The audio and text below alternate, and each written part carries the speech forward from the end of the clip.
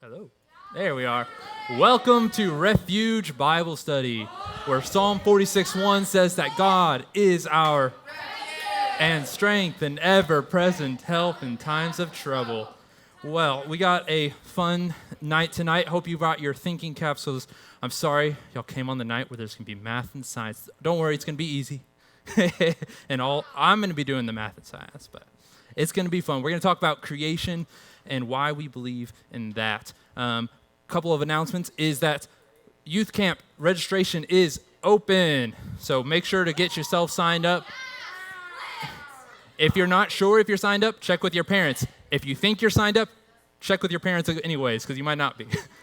And also, today was Cindy Hamby's last day as our student ministry assistant. Aww. 32 years here.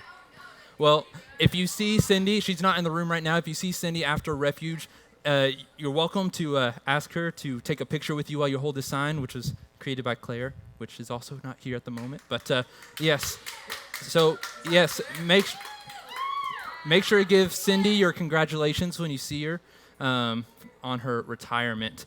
All right. I'm going to say a prayer, and by the time I finish praying, hopefully the Lord will provide our refuge band. Lord, thank you so much for this time that we have to spend together, to dive into your word, Lord, and to talk about why we believe what we believe, Lord. I thank you for sending your son to die for us, Lord, and I thank you for just creating this entire universe, Lord, but I especially thank you for creating each and every one of us who are in here, Lord, because we are fearfully and wonderfully made. It's in your name that I pray. Amen. The Refuge Band. Hey, guys. Woo! All right, are y'all ready to worship? Long time. Let's stand together and worship. Yeah.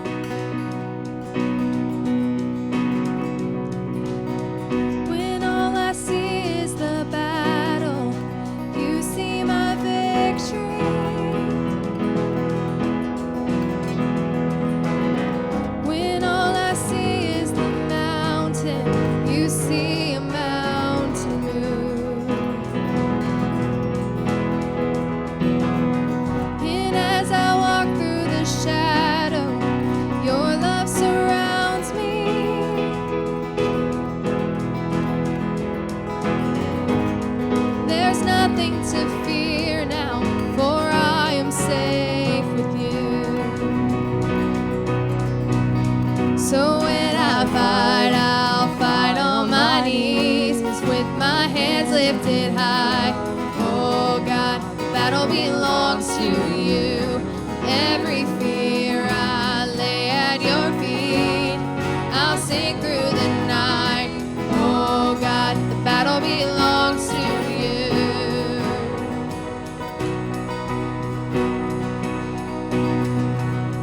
And if you are for me, who can be against me?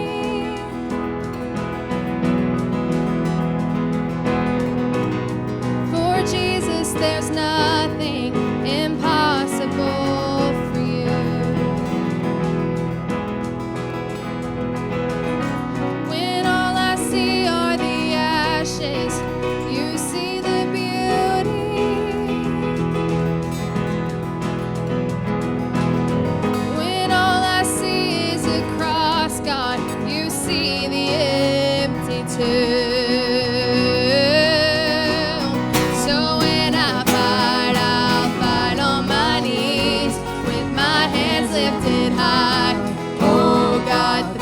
Belongs to you.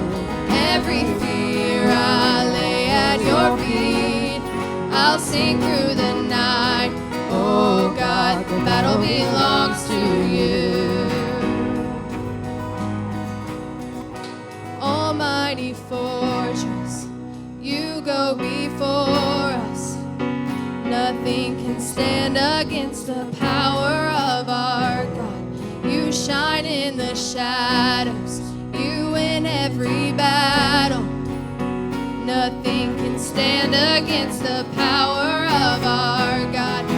Almighty fortress, you go before us.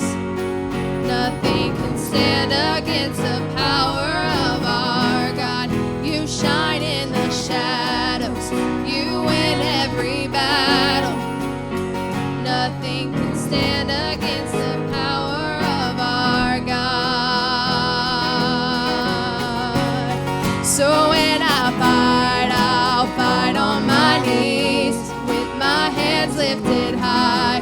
Oh God, the battle belongs to you. Every fear I lay at your feet. I'll sing through the night. Oh God, the battle belongs to you. Oh God, the battle belongs to you.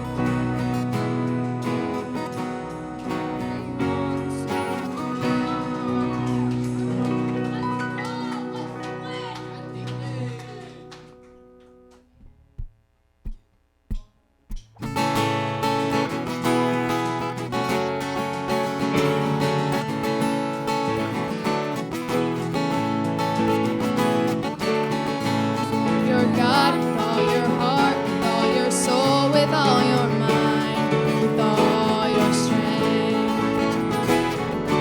Love the Lord your God with all your heart, with all your soul, with all your mind, with all your strength.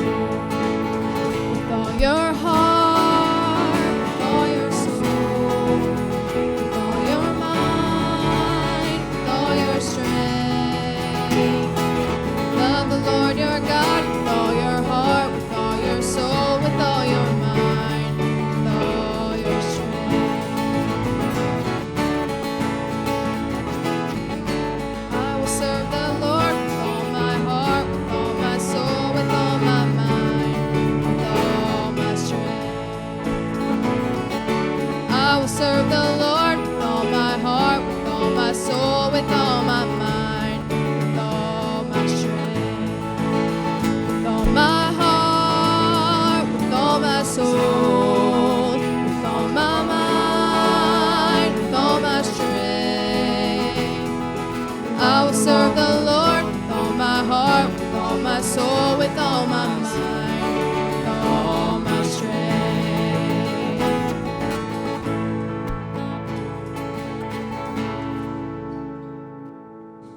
All right, and then to end off the songs for tonight, we're going to be singing a song that Cindy actually requested. I don't know where she is. Is she here? No? Okay. Well, anyway, we were going to sing this in honor of her. Okay, Yes. that's wonderful. Hello, Cindy. Hi, Sydney. Cindy. Anyway, we just wanted to sing this in honor of her, so.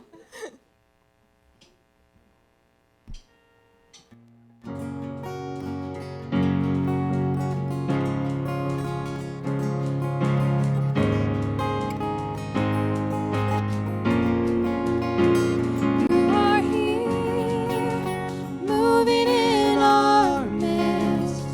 I worship you. I worship you. You are here, working in this place. I worship you. I worship you. You are waymaker, miracle worker, promise keeper, light in the darkness. My God, that is who you are. You are waymaker, miracle worker, promise keeper, light in the darkness. My God, that is who you are. You are here, touching every heart.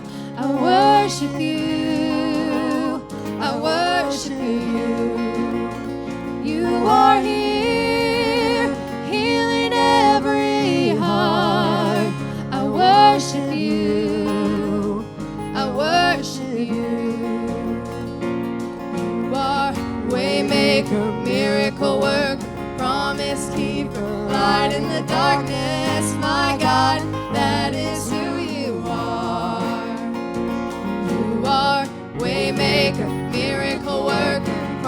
promise keeper, light in the darkness, my God, that is who you are. That is who you are. That is who you are. That is who you are. That is who you are. That is who you are. That is who you are. That is who you are. Even when I don't see it, you're working. Even when I don't feel it, you're working. You never stop working. You never stop working. Even when I don't see it, you're working. Even when I don't feel it, you're working. You never stop working. You never stop working. Waymaker, miracle worker, promise keeper, light in the darkness, my God, that is who you are.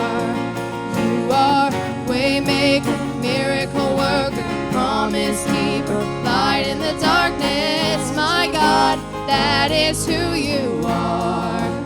That is who you are. That is who you are. That is who you are. That is who you are. That is who you are. That is who you are. That is who you are. That is who you are. Sing the chorus one more time. You are waymaker, miracle worker, promise keeper, light in the darkness, my God, that is who you are. You are waymaker, miracle worker, promise keeper, light in the darkness, my God, that is who you are. Please pray with me. Lord, thank you for this life you've just given us. I just pray that we just stay safe the rest of the week and that Cindy just has a glass good week. I just pray that we just use this as a vessel and just to spread your word. Help us just learn something tonight. Thank you for everything you've done for us. In Jesus' name I pray. Amen.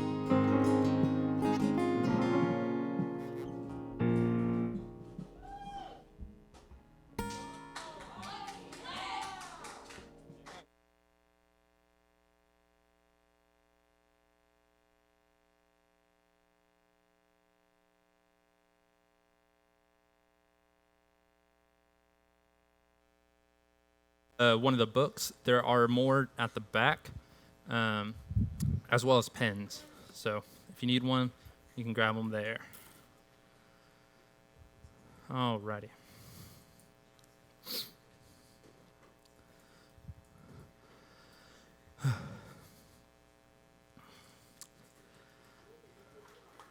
I believe in science, not fairy tales. I live by facts, not faith. Science flies you to the moon. Religion just flies you into buildings. Have you ever heard these kinds of claims? You know, they're not these exactly, but skeptics frequently paint Christians as uneducated, ignorant, and even dangerous because we supposedly reject the tenets of modern science. According to many skeptics, science has undermined the need for God. But this could not be further from the truth. In fact, many fathers of science were in fact Christian believers themselves. And to the contrary of what skeptics believe, science gives us great reasons to believe that there is a God who created the entire universe, including each and every one of us. I like to put it this way. Science complements our understanding the complexity of God's creation. Think about that for a moment. Science complements our understanding of the complexity of God's creation.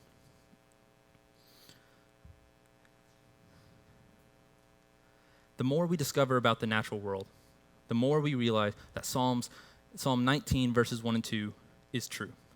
The heavens declare the glory of God. The skies proclaim the works of his hands. Day after day they pour forth speech. Night after night they reveal knowledge. There is evidence for a designer.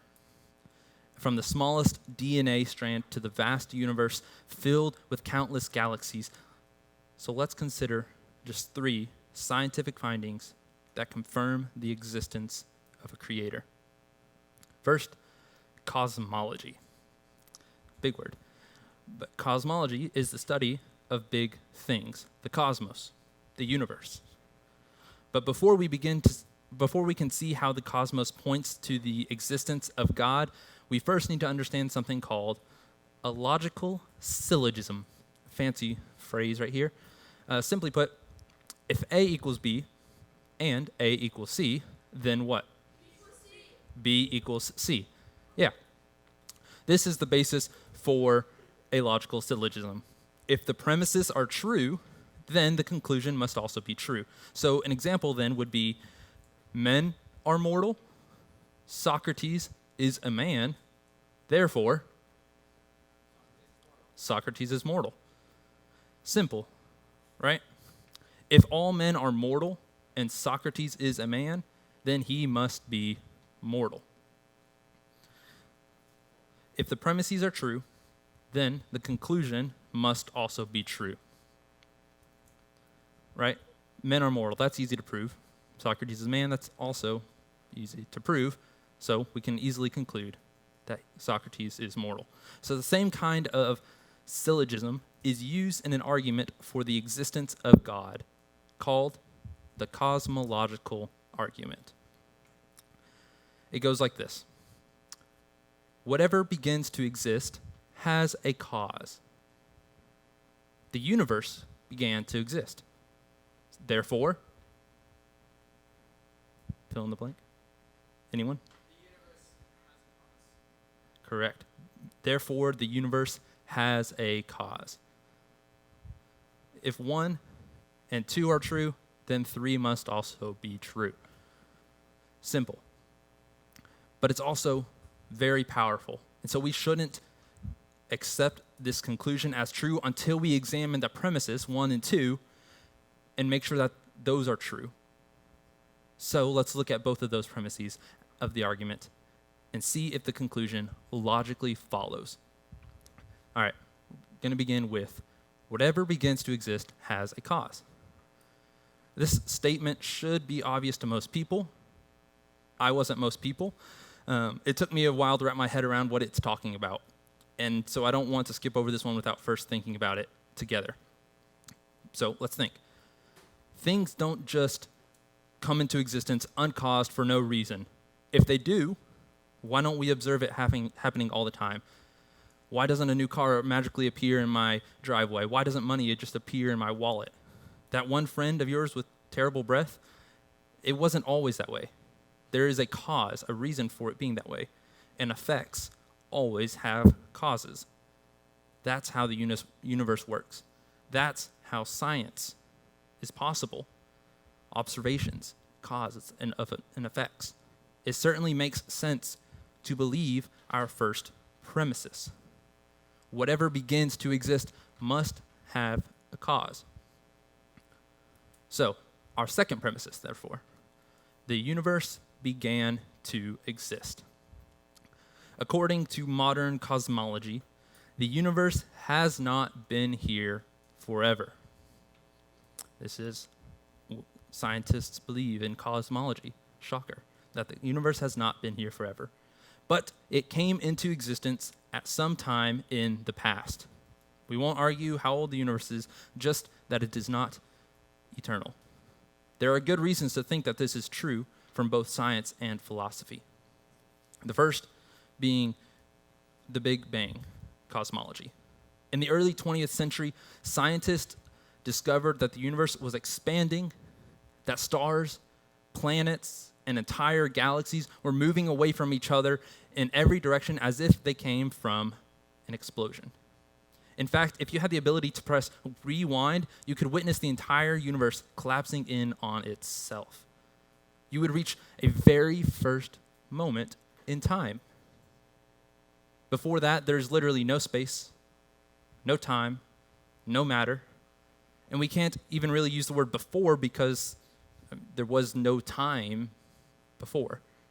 So from that moment, if you pushed play, you would witness the entire universe exploding into existence as God created the heavens and the earth in what is known as, scientifically, the Big Bang.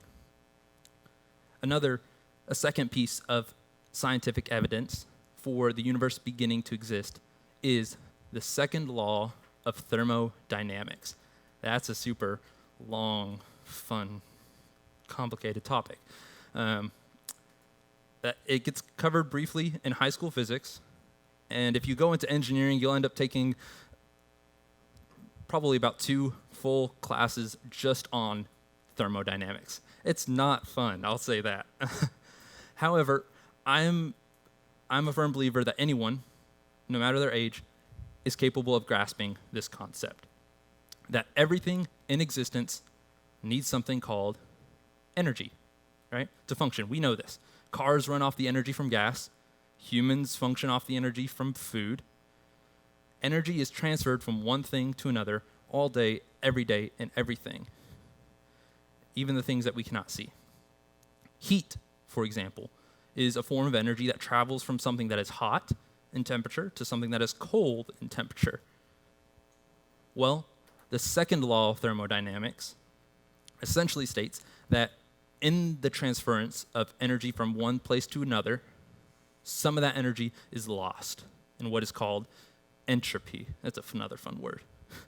What we need to know is some of that energy is lost, not destroyed, as the first law of thermodynamics states that no energy can be destroyed. It is not destroyed. It is simply lost from that system, off into, wasted. It trickles off into an unusable form of energy called entropy. In fact, everything in the universe is running out of usable energy. That's very optimistic to think of, but is running out of the fuel that it needs to keep going.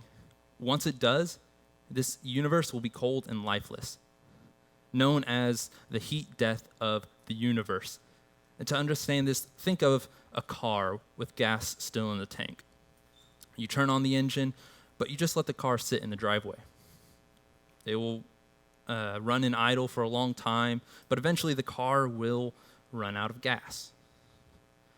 Now, to bring it back to our premise, if the universe did not have a beginning, meaning it would have been here forever, then it would have run out of energy by now. In fact, it would have run out of energy forever ago because it started forever ago, if it has a finite amount of energy. But since the universe still has energy, as we can see by us still breathing, like a car with a gas still in the tank, it must have had a beginning at some point in the past. So we've seen 2 pieces of scientific evidence that the universe began to exist. If those weren't enough, then there are also good philosophical arguments. Go back a slide. These philosophical arguments were a little bit harder for me to grasp because I'm more math and science minded, but for some of you it might be easier if you're philosophically minded. So let's consider one. Can I get just 5 volunteers? All you have to do is just 1, 2, 3, 4, 5. All you have to do is come stand on these 5 pieces of tape. That tape right there on the floor. Maddie, right over here. Okay. So, as a child, did you ever try to count to infinity? Either you quit eventually or you cheated, right? 998, 999, infinity. Well, that's because infinity isn't an actual number you can count to. It just means that there is no last number. For any of you, for any number you can possibly think of, no matter how big, there is always just one more right after it, just a little bit bigger, and one more just a little bit bigger. There will always be one more after that. That's why it is impossible to count to infinity. Now, the same way you can't count forward to infinity, you cannot count backwards to negative infinity. This is what is known as an infinite regress. You can keep going backwards forever and ever and ever, and never reach that first number if it's going to negative infinity, since no such number exists. Okay, so what does all this crazy infinite talk have to do with the beginning of the universe? Imagine a line of dominoes. Y'all are my dominoes. Don't worry, I'm not going to ask you to fall over. But imagine, again, don't fall. Imagine you push the first one over, and that knocks down the next one, and the one after that, and the one after that, all the way to the end, right? This is what? A cause and a effect. Effect. It's basic and simple. Now, imagine you, Nathan, you're going to be the end. Imagine you're at the end of an infinitely long line of dominoes. All right, in order to knock down the last domino in the line, you have to knock down the one before that. Before you can knock down that one, you have to knock down the one before that. Before you can knock down that one, you have to knock down the one before that, and so on, and so on. And before you could topple this domino, you have to topple the one before that, and so on, and so on.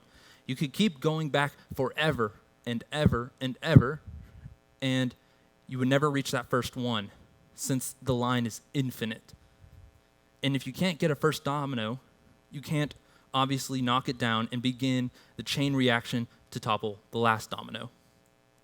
You see where I'm going with this? Now, let each domino, each of you, represent a period of time. Let's say 1 day. So, Nathan, you're going to be today. So before today can happen, yesterday must have happened. Before yesterday, the day before that, and so on, and so on, and so on. The same way you can never topple the final domino in an infinitely long line, if there were an infinite number of days behind us, today never would have happened, because there was no beginning to that progression. Yet, here we are. Therefore, there must have been a first moment of time, an original domino who began and progressed forward. Thus, the problem of infinite regress shows that the universe cannot be past infinite. It could be forward infinite, but it cannot be past infinite. It must have a beginning. The universe began to exist. Y'all go ahead and have a seat. Thank you for being my dominoes.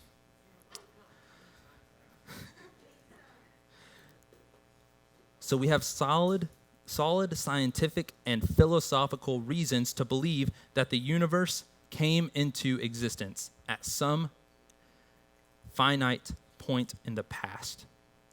In addition, we also know that whatever begins to exist must have a cause. So, this leads us to our conclusion. Therefore, the universe has a cause. This logically follows from the first two premises. But now, let's see what the cause of the universe could be like. Right? If we've just proven that the universe has a cause, what would the cause of the universe be like? Well, whatever caused the universe must be pretty powerful to bring an entire universe into existence. It would have to be pretty smart, too, to be able to manage all the complex things that we observe and even the things that we can't physically perceive. Whatever it is couldn't be made up of any of the stuff that we can think of in our universe, because none of that stuff existed until it was created. Until it began, I should say. So time began at the first moment of creation. So that cause, the cause of the universe, would have to be timeless, outside of time. Also, this cause must be personal, because it chose to bring the universe into existence. So here's the remarkable conclusion. This cause is extremely powerful, super smart, immaterial, timeless, and personal. It sounds a lot like our God, doesn't it? Everything that begins to exist needs a cause for its existence, and the best explanation for the beginning of the universe is God. Now, of course, this argument doesn't take us all the way to the God of the Bible. I'm jumping to conclusions, but that's next week's message. But it does rule out atheism as a plausible explanation, since atheism has no sufficient cause for the origin of the universe. And this argument does remarkably match up with Genesis 1:1, which says, "In the beginning, God created." I mean, after all, if there is a beginning to the universe, there must be a beginner. So are you starting to see now how science can complement our ability to understand the complexity that is God's creation? This was all just to point to the cosmological argument for a creator. But now let's look at a second scientific argument for God's existence. That is the fine-tuning argument.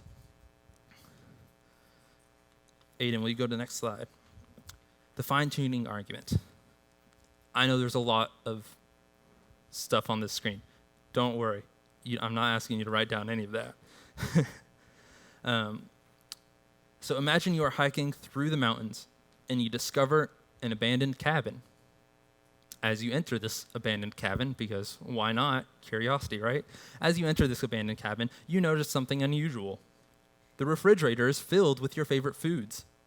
The cabin's temperature is set just to your liking.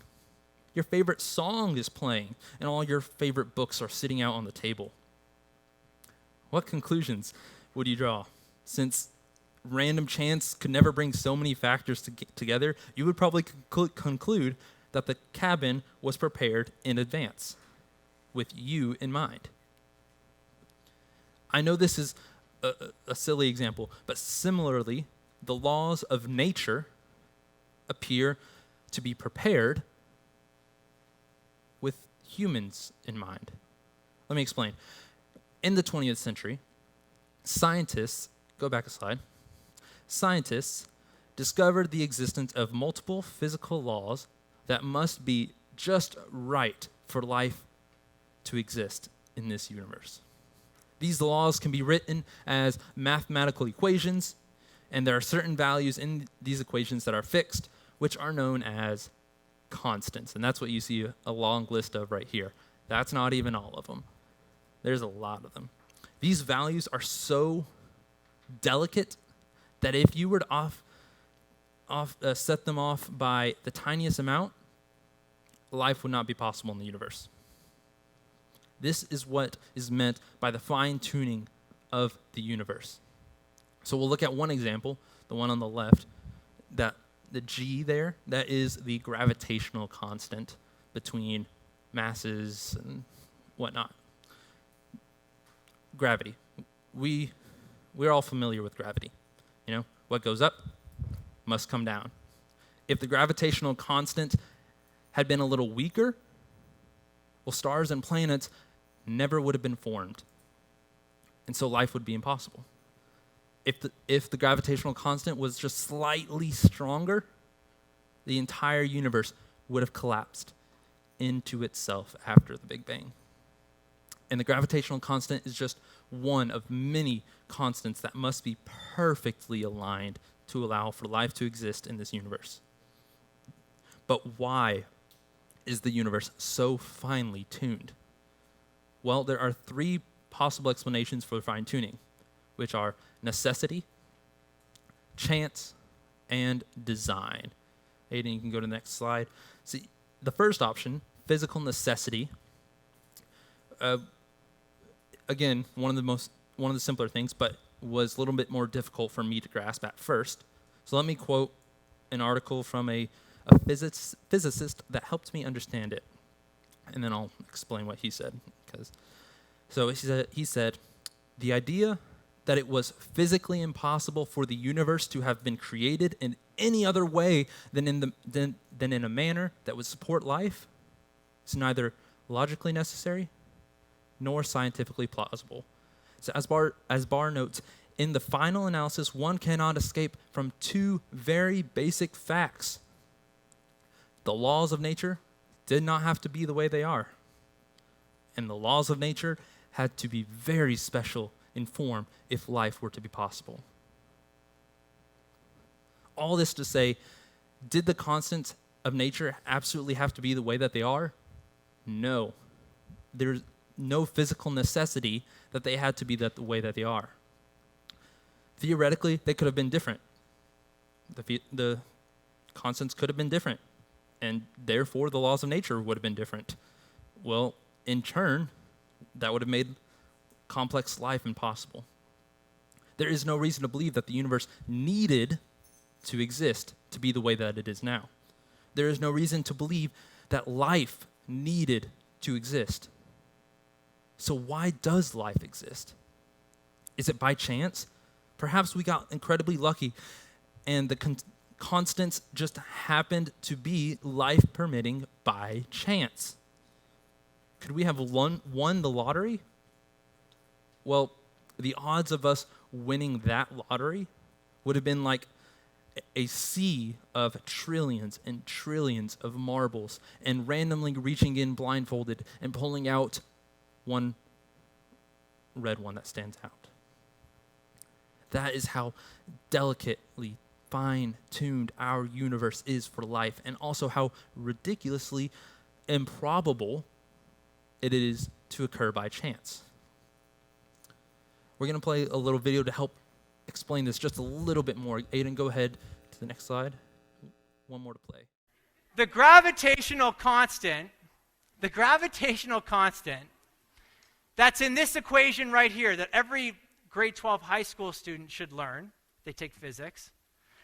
The gravitational constant is finely tuned to at least 1 part in 10 to the 40th power. Some say even greater. I'm going to be real conservative here. 1 part in 10 to the 40th power, okay?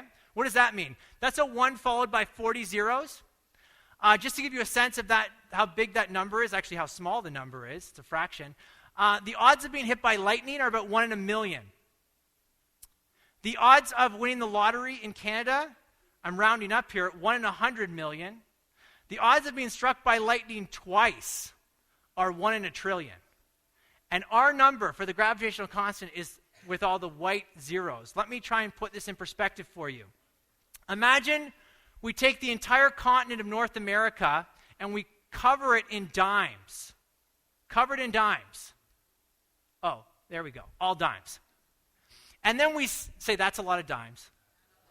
That's a lot of dimes. And then we stack them up to the moon. Okay? And I gave up here. I only did some of it. Say, that's a lot of dimes. And then we do that on 1 billion more continents the size of North America. Okay, now say, that's a lot of dimes. Okay. And then I paint one of the dimes red, and then I blindfold Mike and say, pick the red one out of all the dimes or you're dead. That's the chances of getting the life-permitting gravitational constant. You guys, you what? That's right. You died in the last illustration. Can you see how actually the chances of you picking the red dime are actually better than getting the gravitational constant 1 part in 10 to the 40th power? If he picked the red dime, no one in this room would say, man, you're really lucky. You'd say, Mike, you peaked. You cheated. You designed the outcome. Okay, maybe that illustration doesn't float your boat. Here's another one. If we took a tape measure and we stretched it across the entire visible universe, okay, that's a big tape measure, across the entire visible universe, and it's in 1-inch increments, and one of the inches at one point, just one, is the life-permitting inch, okay? If you go to the, which way are we going to go? If you increase the gravitational constant, just move it over 1 inch, the universe just collapses on itself. Big crunch. No universe. If you take it the other way, let's make the gravitational constant a little bit weaker. Let's just move 1 inch the other way. then the universe blows apart and you never get galaxies and stars and planets. So, if we rule out necessity and chance, then design is our only option left. The universe is fine-tuned for life because a divine intellect designed it that way. God set the natural constants to permit life in this universe. In other words, the fine-tuning of the universe best points to the existence of a fine-tuner, someone who fine-tuned them. So, by the way, it's important to talk about objections because they will come up when you talk to others. But there's another reason, other than the fact that they'll come up, that it's probably more important. You don't need to fear the objections. God isn't afraid of anyone's questions, and we don't need to be either. You don't need to be able to win every argument you might have, but you should always treat others like Jesus, like he did by loving them and not fearing them, to speak truth with gentleness and respect. You don't need to be ready for verbal fistfights when it comes to defending your faith. So there are two popular objections to the fine-tuning argument. The first objection is called the anthropic principle. Guys, make sure you're on the right slide. The word anthropic comes from the Greek word anthropos. Lots of fun words tonight. This word relates to human beings. The anthropic principle states that we shouldn't be surprised that we live in a finely tuned universe, since if it weren't fine-tuned, we wouldn't be here to observe it. However, this still does not explain why the universe is fine-tuned for our existence. Imagine a man is set to be executed by a firing squad. He hears the command to fire, and he hears the shots of the guns, but then he realizes he is unhurt. Would he say, well, I shouldn't be surprised that all the bullets missed, because if they didn't, I wouldn't be here to be surprised? No, he would think that either the guns were loaded with blanks or all the marksmen missed on purpose. Either way, he was intentionally kept alive, and there must be an explanation. The same is true for the fine-tuning of the universe. There must be an explanation for why it is fine-tuned. Objection number 2, a more popular one nowadays, is the multiverse theory. Far from being just science fiction, some appeal to the multiverse theory to explain away fine-tuning. On this theory, the huge number of universes, some say infinite, so the huge number of universes makes the likelihood that at least one would be fine-tuned, right? It would be expected at least one out of infinity is fine-tuned for us. We just happen to be living in that one. Well, 2 quick responses can be given to this objection. First, the evidence for multiverse is lacking. There's some scientific evidence that is consistent, doesn't prove it, that's just maybe. But at this stage, that's still all just largely speculative.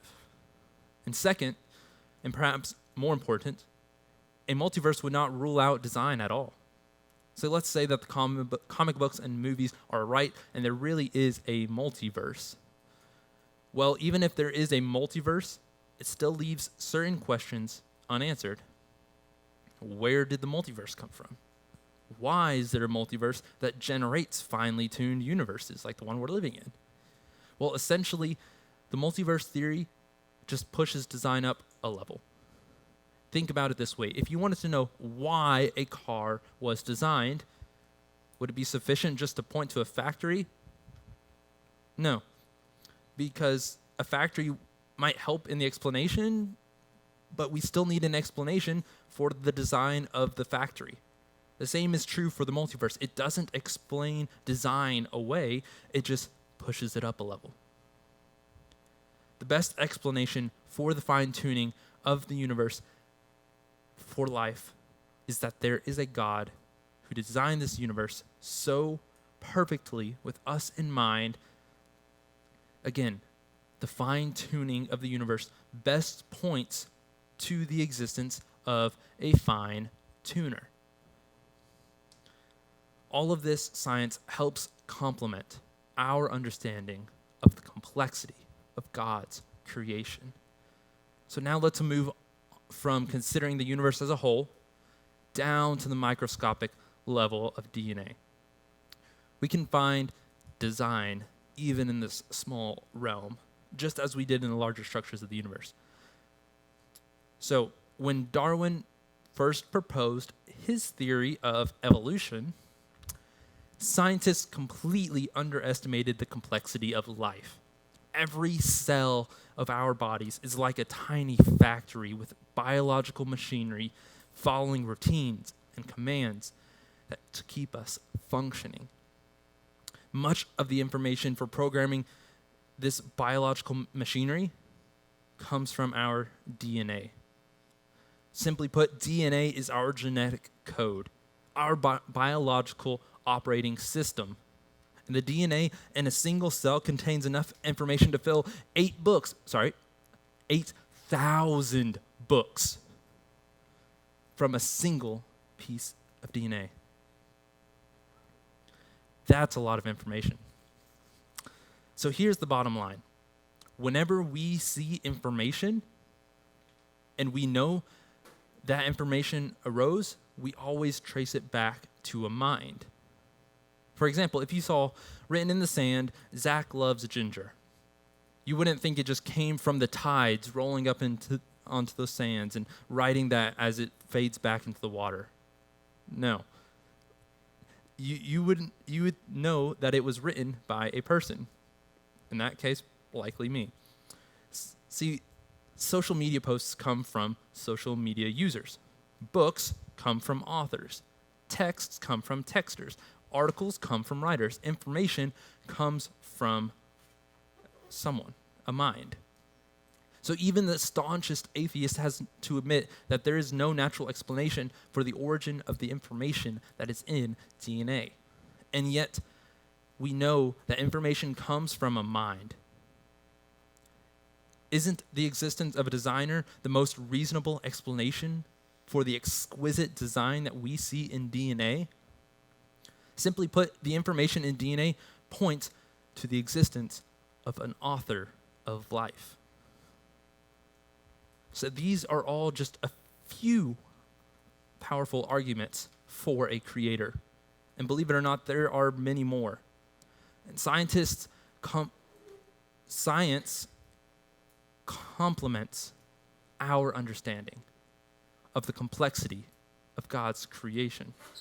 Science is not against faith, but when done properly, it confirms faith. And this matters for how we view ourselves as part of God's creation. See, in Psalm 8, 3 and 4, it says, David reflects on the wonder of God's concern for mankind in the light of all creation. It says, "When I consider your heavens, the works of your fingers, the moon and the stars which you have set in place, what is mankind that you are mindful of them?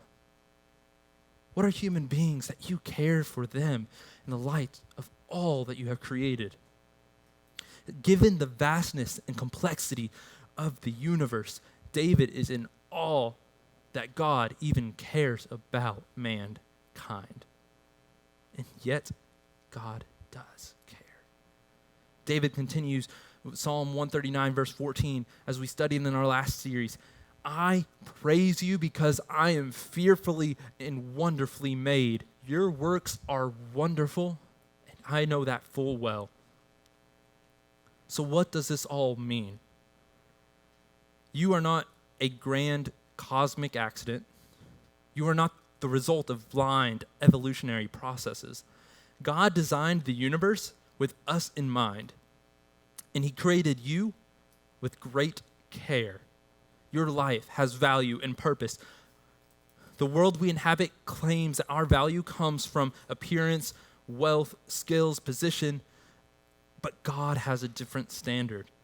Human value comes from the fact that we are made in the image of a perfectly good and all-knowing Creator.